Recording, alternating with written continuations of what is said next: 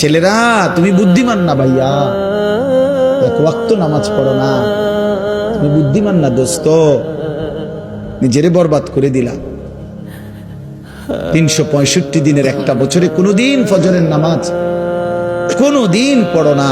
আহা, কেমনে এত বড় নাফরমান মুসলমান হল। খোদার 20 বছর ধরে, 25 বছর ধরে, 10 বছর ধরে যে নারী কোনোদিন পর্দা করে না, আহা, সে মুসলিম নারী হলো কিভাবে? সে মুসলমানের মেয়ে হলো কেন? যে মেয়ে পরের ছেলের সাথে, পরের পুরুষের সাথে অবৈধ সম্পর্ক করে, হারাম সম্পর্ক করে, ওই অসভ্য নির্লজ্জ বেহায়া নারী সে মুসলমানের মেয়ে হয় কেন? মুসলমানের কন্যা হয় কেন? এজন্য বেপর্দা নারী মনে রাখবেন, বেহায়া নারী, কোন বেপর্দা নারী নারী না।